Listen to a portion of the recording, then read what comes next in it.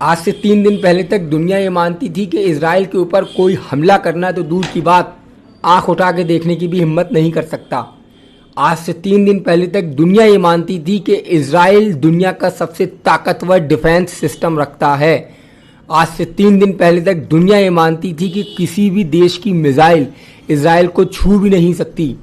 आज से 3 दिन पहले तक दुनिया का जो कॉर्पोरेट मार्केट है, दुनिया का जो कारोबारी वर्ल्ड है, जो बिजनेस वर्ल्ड है, वो ये मानता था कि खतरों में घिरे होने के बावजूद इजराइल इन्वेस्टमेंट के लिहाज से, बिजनेस खोलने के लिहाज से दुनिया की बेस्ट जगह है। लेकिन महज 3 दिन के अंदर वो बातें 3 दिन पुरानी हो गई। महज 3 दिन के अंदर इजराइल दुनिया के सबसे ताकतवर देश से सबसे मुश्किलों में घिरे देश में गिना जाने लगा। महज 3 दिन के अंदर बिजनेस और इन्वेस्टमेंट के लिहाज से सबसे बेस्ट पॉइंट माना जाने वाला इजराइल बिजनेस और निवेश के लिहाज से सबसे ज़्यादा रिस्की पॉइंट माना जाने लगा।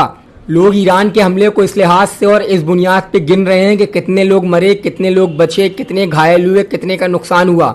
ईरान का यह हमला इससे कहीं बढ़कर है।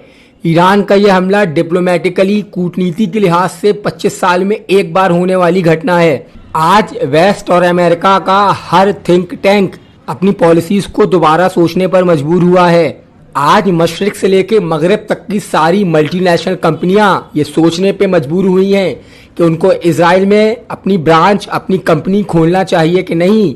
आज रिलायंस से लेकर अरामको तक और अरामको से लेकर मेटा और एप्पल और फेसबुक तक ये सोचने पे मजबूर हुए हैं कि उनको अपना निवेश इजराइल में करना चाहिए कि नहीं।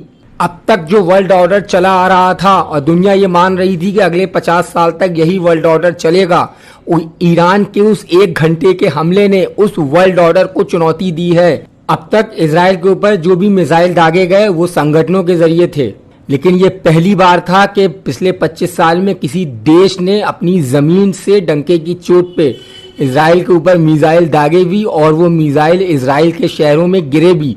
ईरान के उस 1 घंटे के हमले ने उस घमंड को तोड़ दिया है, उस गुरूर को तोड़ दिया है कि कोई भी देश इजराइल के ऊपर हमला नहीं कर सकता।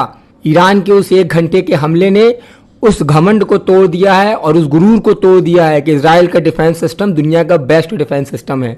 ईरान के इस 1 घंटे के हमले ने दुनिया के सामने ये बात खुल के रख दी है कि इजराइल तब तक है जब तक अमेरिका है, और जिस दिन अमेरिका और नेटो उसके सामने से हटेंगे, इजराइल 24 घंटे भी सरवाइव कर पाएगा कि नहीं कर पाएगा, इसकी कोई गारंटी नहीं है। तो जिस वक्त ईरान की बैलिस्टिक मिसाइल 3000 किलोमीटर से होते हुए आकर इजराइल के शहरों पर गिरी और इजराइल के एयर बेसिस पर गिरी, उस वक्त ये तय हो गया था कि अमेरिका, नेटो और यूरोपियन यूनियन के सहयोग, मदद और चंदे के बगैर इजराइल 24 घंटे सरवाइव नहीं कर सकता। और ईरान की यही सबसे बड़ी जीत है कि उसने हर उस गुरूर को जो इजराइल के बारे में था 3 दिन पहले तक, उसको तोड़ दिया है। इस हमले में इजराइल को जो डिप्लोमेटिक नुकसान हुआ है, इस हमले में इजराइल को जो इमेज का नुकसान हुआ है, इस हमले में इजराइल को जो बिजनेस के लिहाज से नुकसान हुआ है, इस हमले में इजराइल में होने वाले इन्वेस्टमेंट और इजराइल में हो चुके इन्वेस्टमेंट को जो नुकसान हुआ है, उसकी भरपाई करने में कम से कम 10 साल लगेंगे।